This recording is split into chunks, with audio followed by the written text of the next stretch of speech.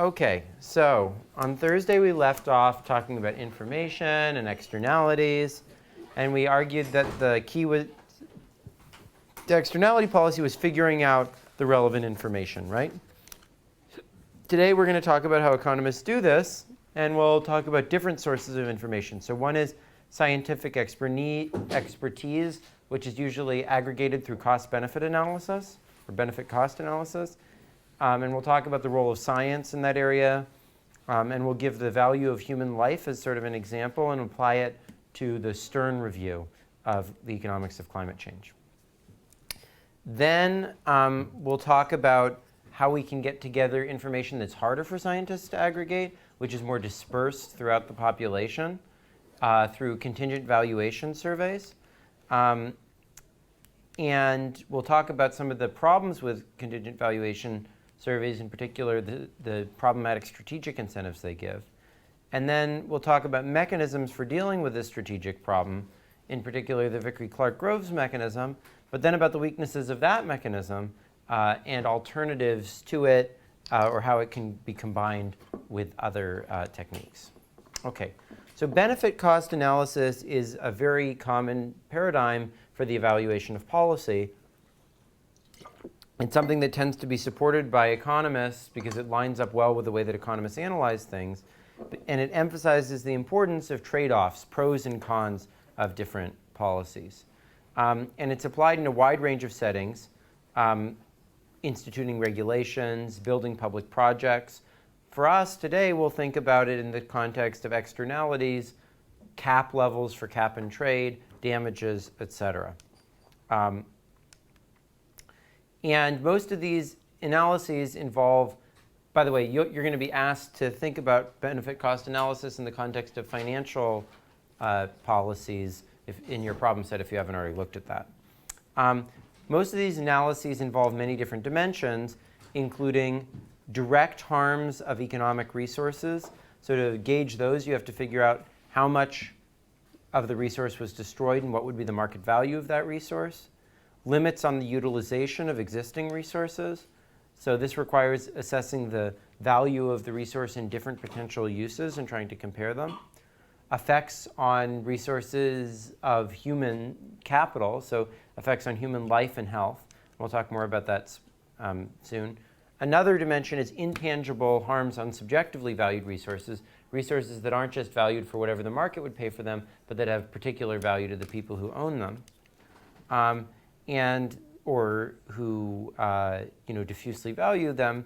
And this usually has to either be determined by, say, a philosopher thinking about how do we quantify the value of some intangible ethical thing, or it can be derived from the actual willingness that people have to pay for these intangible environmental benefits, and we'll talk about those in a bit. Okay, so the crucial element in evaluating these things, a crucial element is technical. So it depends on what actual physical harms and benefits could follow from a particular thing occurring. And this typically requires detailed knowledge of the relevant science, including physics. So like, what are the chances of a nuclear reactor spilling over? Chemistry, how much sulfur dioxide causes how much acid rain? Epidemiological, so if we give a lot of people vaccinations, that might help reduce the incidence of a new disease, right? And that is another example of something that's relevant to externality policy. Now, all of this sort of science is useful without an economic back end. So, for example, if we want to think about what's the value of the land that was lost to the Fukushima Daiichi disaster, we need to know not just the chance of that occurring and how much land was destroyed by it, but what's the actual market value of that land. If we want to think about how valuable are the crops that are destroyed by acid rain, we need to have some economic information, not just scientific information. How much are the lives and health that are ruined by disease worth to society? So to do every cost-benefit analysis, we need some, and it's crucial to have some scientific knowledge, but we also have to have some economic knowledge to pair with it. So perhaps the single most important example of a type of economic knowledge we might have is the value of human life. Now, the whole concept of the value of human life is very controversial because a lot of people say life is just invaluable. But if this were really true, no one would drive in a car, right? Because cars, obviously, it's very dangerous every time you get into a car. You drive in a car because it's, less time-consuming than taking the bus or taking the train, but you're sort of taking your life into your own hands every time you do that, right? So every time someone makes a decision, they're usually weighing off some, risks to their life or health against other potential benefits, and we as a society need to do the same thing, right? So we need to figure out how much people are willing to pay to reduce risks. And that often depends on their income. So if people are really wealthy, they're going to be willing to pay more to reduce a chance on their life, right? Because the wealthy have more to spend and more to lose and so forth. And another reason is that as you get wealthier, the marginal utility of consuming more things during every moment you're alive goes down. But the marginal value of extending your life by a little bit maybe doesn't go down by that much. And so, the wealthy are likely to spend a greater fraction of their income on health. And that is going to naturally imply that rich person's life is worth more than a poor person's life is. Yeah, James? Is it even going to be the case that the marginal utility of extending your life a little longer is going to be increasing in your wealth? Because you're going to be able to consume more at any given point in your life. Yeah, so this is a little bit controversial. I mean, I think that's an argument that Hall and Jones make and that Kevin Murphy and Bob Topel make. I'm not sure it's quite true for the following reason. That model assumes that as you invest in extending your life becomes equally valuable in the previous periods, that your utility function doesn't depend on how much you've already extended your life. But I think the truth is that life becomes less and less valuable the more it's been extended, because those last years of your life are not the same quality as the earlier years of your life are. And so I think there's just enough concavity in that relationship that it outweighs the other effect. But if you could sort of extend your life of the same quality, I think that would be true. Now this may seem unjust, but all inequality is unjust. And the truth is that having a little bit more life is just one of the many things that rich people buy with their money, right? Another thing they buy is luxury during their life, having a relationship with attractive members of the opposite gender, et cetera, right? So you can redistribute wealth if you want, but it seems a little bit silly to distort the trade-offs between health and other things that people buy with their money, right? Okay. So if we buy into this, there's really three things we need to measure. One is the value of a life, which is basically statistical. It's the value of a certain probability of dying, and then dividing that out to figure out the full value of the life. Value of other types of injuries that fall short of killing you, and the elasticity of these things with respect to income. Now, the studies that we have tend to indicate that the income elasticity of life is about 0.6 to 0.8.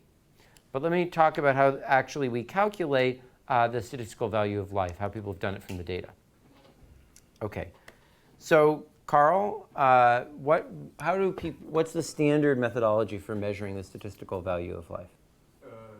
It's to measure the trade-off in wages and risk of fatal injury on the job.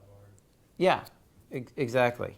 So the typical thing that people will do is to assume, first of all, that the value of life, of losing your life, depends only on the loss of the life, not on how you lose your life, which is a little bit of a questionable assumption. People might be willing to pay more to avoid being tortured to death than they are willing to pay to avoid dying a peaceful death, right? But that's the basis of all these assumptions. I think it's particularly problematic because there are definitely some of these studies that are based on much less painful ways to die than others are. But maybe the main effect is just the value of dying. Second, they look for a case where people have to make a trade-off about whether to take a risk with their life or not. So for example, deciding whether to take dangerous work like mining or not, or deciding how safe of a car to purchase. And they look at the price differentials holding other things fixed as a measure of the willingness to pay of the person who's just indifferent between going into those two professions, right?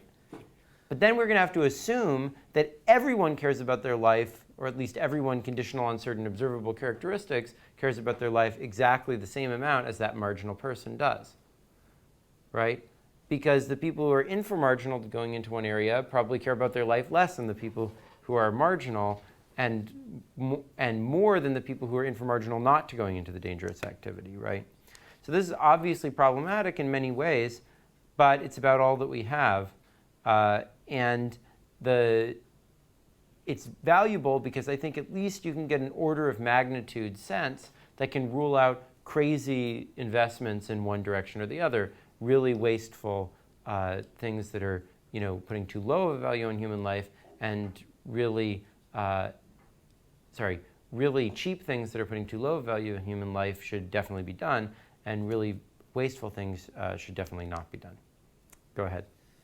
So, statistically measuring value of life assumes that this value is linear with probability. So, for example, they go and measure what is the chance, how much you want to pay to get rid of a chance, for example, of dying for 1%. Yeah. But you may want to pay 1,000 times that to get rid of a chance to die. Yeah, so that's based on expected utility theory, basically, right? I mean, I'm a believer in expected utility theory personally, so I don't find that to be among the most objectionable things. But, okay, so also surveys can be used. You could survey people about how much they value life, but that can be problematic for reasons we're going to talk about a little bit later. Okay, so this comes out of the survey that I had you guys read by Kip Viscusi and the co-author. And he found during the late 70s, early 80s, that value of statistical life for sort of like a median income person in the United States was somewhere around $4 to $6 million. It's probably risen a little bit since then because incomes have risen. So maybe it's closer to $10 million now. So that gives you a sense of the ballpark estimate of the value of human life. Okay. Probably the most ambitious cost-benefit analysis of all time was what's called the Stern Review of the Economics of Climate Change. And it was commissioned by the British government along with others, and it was trying to evaluate the economic benefits and costs of climate change. Yeah. Yeah. So how do we interpret the statistical value of life? Does that mean if it's $10 million, does that mean that anyone who's spending, or that we shouldn't spend more than that much money on treatments for cancer or something, for any individual? What it says is that the value that we should put as a society on saving the life of someone who has a median income in the United States should be about $10 million. So yeah. Another way to put that is that I once worked at a hedge fund, and I did a trade that I think destroyed about $200 million worth of value. I have the lives of 20 people 20 median Americans, or probably thousands of Africans. I have their blood on my hands. So it can go both ways. It can translate, economic crimes into, yeah. It's more comfortable to believe that you just crippled a very wealthy. I what? You just crippled a very wealthy person. Yeah, maybe that's right. Yeah, James. So is another way of thinking about it, sorry, I'm distracted by Yeah. Rich Samsel now. But is another way of thinking about it just to say that they'd be willing to buy an insurance policy